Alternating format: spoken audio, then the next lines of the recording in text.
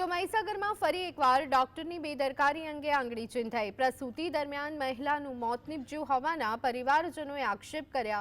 Lunawada civil હોસ્પિટલમાં એક સગર્ભાને પ્રસૂતિ માટે લાવવામાં આવી।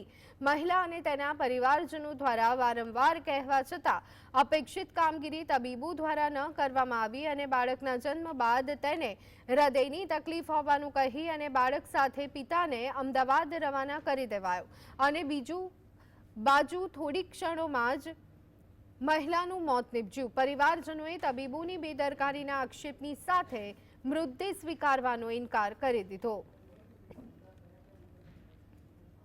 डेथ થયા પછી અત્યારે અમને એમ એવું લખાવે છે પોલીસ સ્ટેશનમાં ડોક્ટર કે અને ડિલિવરી પછી ખેંચ આવી અને આનું મૃત્યુ થયું છે।